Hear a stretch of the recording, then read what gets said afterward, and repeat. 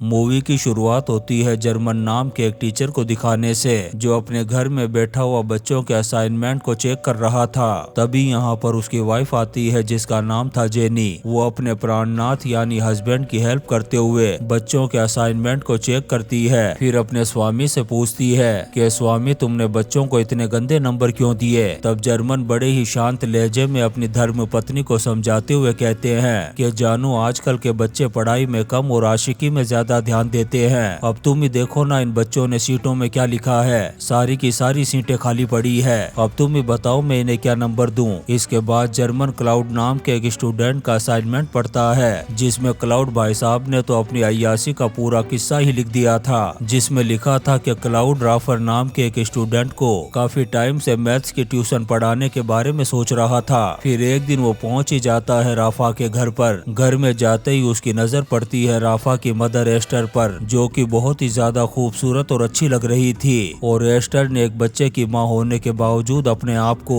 सचमुच बहुत ही ज्यादा खूबसूरत और फिट रखा हुआ था। इसके बाद क्लाउड राफा को मैथ्स की एक प्रॉब्लम सोल्व करने के लिए कहता है और खुद आ जाता है नीचे। दरअसल वो जानबूझकर के आया था नीचे ताकि राफा की मोम को देख सके, जो सोफे पर बैठी हुई एक मैगजीन पढ़ रही थी। अब काफी देर तक घूरने के बाद क्लाउड वापस चला जाता है राफा के पास। वहीं काफी देर तक राफा उस मैथ्स के प्रॉब्लम को सोल्व नहीं कर पाया था। तब क्लाउड कहता है कि तुम्हारी मैथ्स बहुत ज्यादा वीक है, इसलिए मुझे डेली आना पड़ेगा तुम्हारे घर पर तुम्हें पढ़ाने के लिए। उधर जर्मन इस असाइनमेंट को पढ़ने के बाद अपनी वाइफ जेनी से कहता है कि ये क्लाउड नाम का लड़का जरूर अपनी जिंदगी में बहुत बड़े बड़े झंडे गाड़ने वाला है। शायद ये एक अच्छा राइटर बन सकता है। फिर अगले दिन क्लास के बाद जर्मन क्लाउड से उसके असाइनमेंट के बारे में पूछता है। साथ ही वो उसे उसके पहले असाइनमेंट के बारे में भी बताता है और कहता है कि अगर राफा को पता चल गया कि तुम उसके घर उसे पढ़ाने के बहाने से उसकी मोम पर डोरे डाल रहे हो, तो तुमने सोचा है राफा तुम्हारे साथ क्या करेगा। तब वो जर्मन से कहता है कि सर, मैंने तो ये सिर्फ आपको पढ़ाने के लिए लिखा था। फिर वो आगे का पार्ट देख कर के यहाँ से चला जाता है। अब जर्मन घर आकर के अपनी धर्म पत्नी जेनी के साथ बैठकर क्लाउड की आगे की स्टोरी को पढ़ने लगता है। इसमें लिखा हुआ था कि क्लाउड जब इस बार राफा के घर गया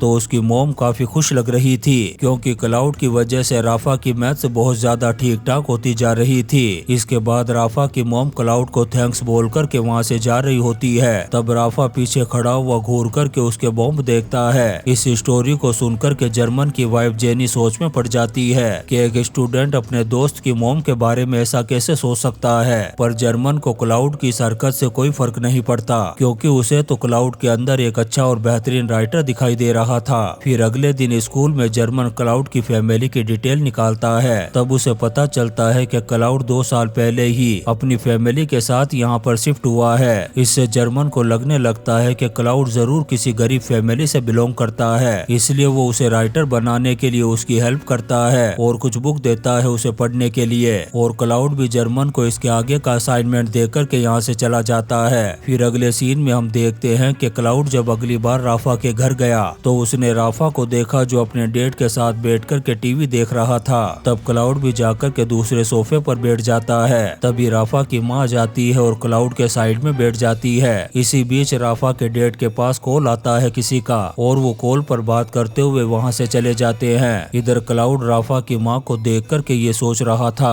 कि क्यों ना ये आदमी इस औरत की जिंदगी से हमेशा के लिए ही चला जाए, इससे मेरा काम और भी आसान हो सकता है। फिर अगले दिन क्लाउड जर्मन को इसके आगे का असाइनमेंट देता है और जर्मन भी घर आकर के जेनी के साथ उसके आगे के असाइनमेंट को पढ़ता है। इसमें क्लाउड ने लिखा था कि इस बार जब मैं राफा के रूम में था तो मैंने उसे कहा कि तुम्हारी मैथ्स बहुत ज्यादा वीक है। फिर राफा को क्वेश्चन सोल्व करने के लिए दिया और खुद नीचे जाकर के उसकी मोम को छुप छुप करके देखने लगा। तब मैंने देखा कि राफा के मोम डैड आपस में लड़ाई कर रहे थे। ये देख कर के मुझे बहुत अच्छा लगा और मेरे अंदर ठंडक महसूस होने लगी। फिर थोड़ी देर बाद जब राफा की मोम रूम से बाहर निकली तो उसने क्लाउड को देख लिया, पर क्लाउड वहीं दीवार पर लगी हुई पेंटिंग को देखने का बहाना करने लगा। लेकिन राफा की मोम को ये पता चल चुका था कि क्लाउड जानबूझकर के उनकी बातों को सुन रहा था। इसलिए एस्टर रात को अपने हस्बैंड से कहती है कि हमें राफा के लिए दूसरे टीचर को ढूंढना होगा। और ये सारी बातें क्लाउड भी सुन लेता है। वो टेंशन में आ जाता है कि अरे यार, ये क्या हो गया,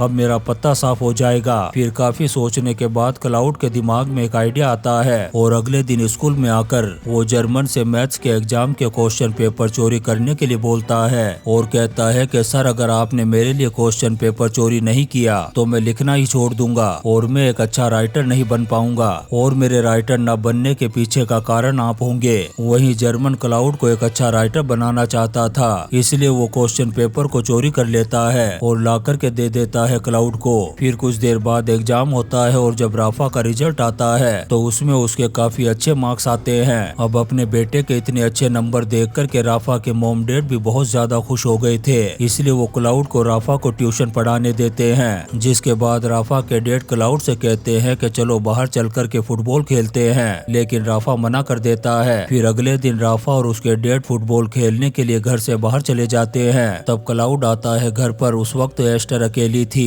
वो क्लाउड को देख कर के उससे पूछती है कि आज तो छुट्टी है, तुम आज यहाँ पर किस लिए आए हो? तब क्लाउड बताता है कि एक्चुअली मेरी नोटबुक ऊपर रह गई है, मैं उसे ही लेने के लिए आया था। फिर एस्टर राफा के रूम में जाती है उस नोटबुक को लेने के लिए, लेकिन काफी ढूंढने के बाद भी उसे वहाँ पर वो नोटबुक नहीं मिलती। यहाँ पर क्लाउड राफा की मॉम से बात करना शुरू कर देता है और उसकी ईयररिंग देख कर के कहता है कि सेम ऐसी ही ईयररिंग मेरी मॉम की भी थी, लेकिन अफसोस अब वो इस दुनिया में नहीं रही। उसकी ये बात सुनकर के एस्टर काफी इमोशनल हो जाती है और वो उसे एक बच्चा समझ कर के कोल्ड ड्रिंक पिलाती है और बातें करने लगती है। उधर जर्मन की वाइफ जब इस स्टोरी को सुन रही थी तब वो जर्मन से कहती है कि अगर राफा के डैड को क्लाउड के इस हरकत का पता चल गया तो वो उसे नासा के रॉकेट में बैठा कर के ऊपर पहुंचा देंगे। फिर रात को जर्मन क्लाउड के इसके आगे का असाइनमेंट पढ़ता है जिसमें लिखा हुआ था कि एक दिन क्लाउड को राफा के घर में काफी लेट हो जाता है। तब राफा के डैड उसे रात को यहीं पर रुकने के लिए बोलते हैं। फिर वो राफा से कहते हैं कि क्लाउड को उसका रूम दिखा दो। इसके बाद राफा क्लाउड को लेकर के जाता है उसका रूम दिखाने के लिए।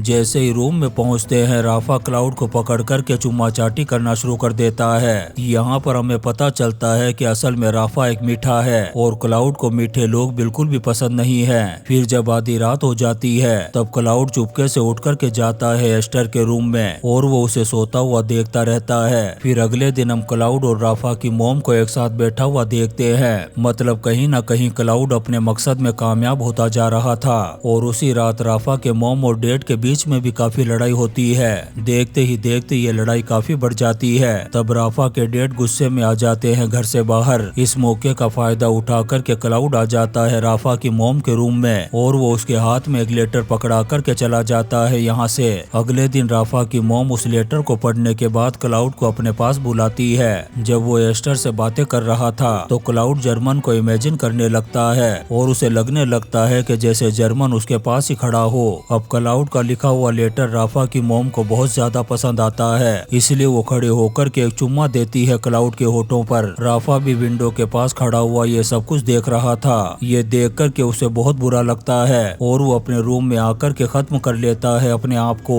वहीं असाइनमेंट के लास्ट में लिखा हुआ था कि स्टोरी अभी बाकी है। जर्मन ये पढ़कर के काफी शॉक्ड हो गया था और वो ये बात अपनी वाइफ जेनी को भी नहीं बता पा रहा था। अगले दिन जर्मन स्कूल आते ही सबसे पहले पूछता है राफा के बारे में। तब उसे पता चलता है कि राफा आज स्कूल नहीं आया। ये जानकर के उसे बहुत ज्यादा टेंशन हो जाती है, इसलिए वो एक टीचर से कहता है कि राफा के घर पर फोन लगा कर के पूछो कि राफा आज स्कूल क्यों नहीं आया। तब कॉल से उसे पता चलता है कि आज राफा बीमार है, इसलिए वो स्कूल नहीं आ सका। ये सुनकर के जर्मन के जान में जान आती है और वो क्लाउड से पूछता है कि आज के असाइनमेंट में तुमने स्टोरी गलत क्यों लिखी। तब क्लाउड बताता है कि मैंने ये झूठ इसलिए लिखा ताकि कहानी में थोड़ा ट्विस्ट आ सके। पर जर्मन को लग रहा था कि अगर सच में राफा को सच्चाई पता चल गई तो वो डेफिनेटली अपने आप को खत्म करके नासा के रॉकेट में बैठा देगा। इसलिए वो क्लाउड को अब से आगे की स्टोरी लिखने के लिए मना कर देता है। पर क्लाउड कहता है कि अब मैं काफी आगे आ गया हूँ, इसलिए लिखना बंद नहीं कर सकता। ये सुनकर के जर्मन कहता है कि अब से मैं तुम्हारी कोई भी कहानी नहीं पढ़ूंगा।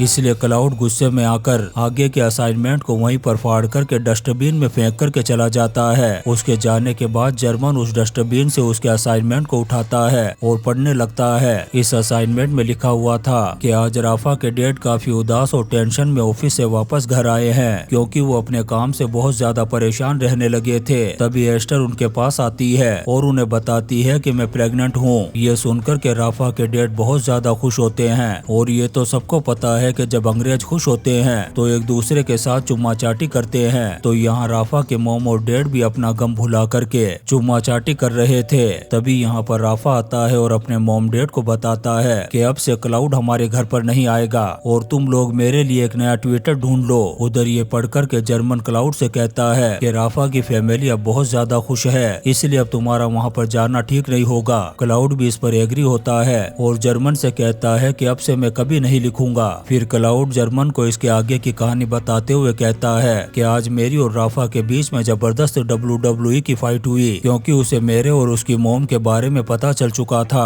इसके बाद हम देखते हैं कि क्लाउड अपनी कहानी का एंडिंग करने के लिए राफा की मोम के पास आता है। राफा की मोम भी क्लाउड को उसका लेटर वापस कर देती है। तब राफा उसे कहता है कि अगर तुम चाहो तो हम दोनों यहाँ से बहुत दूर चले जाएंगे और अपनी जिंदगी की एक नई शुरुआत करेंगे। पर राफा की मोम ऐसा करने से साफ मना कर देती है और क्लाउड से कहती है कि तुम मुझसे बहुत ज्यादा छोटे हो। ये सुनकर के क्लाउड रोने लगता है। फिर अगले सीन में हम क्लाउड को जर्मन के घर पर देखते हैं, जहाँ उसकी वाइफ जेनी गेट खोलकर के क्लाउड से बोलती है कि जर्मन इस वक्त घर पर नहीं है। तब क्लाउड कहता है कि हाँ मुझे पता है कि अभी जर्मन घर पर नहीं है, इसीलिए तो मैं यहाँ पर आया हूँ। यहाँ पर सीन कट होता है और हम जर्मन को देखते हैं जिसे स्कूल से निकाला जा रहा था, क्योंकि प्रिंसिपल को पता चल चुका था कि जर्मन ने एग्जाम पेपर चुराए थे। जब जर्मन घर पर आता है तो जेनी उसे क्लाउड की नेक्स्ट असाइनमेंट देती है, जिसे पढ़कर जर्मन को पता चलता है कि क्लाउड यहाँ पर आया था और उसने जेनी से कहा कि एक बार जर्मन ने मुझे बताया था कि मेरी वाइफ में कोई प्रॉब्लम है, इसी वजह से वो माँ नहीं बन पा रही।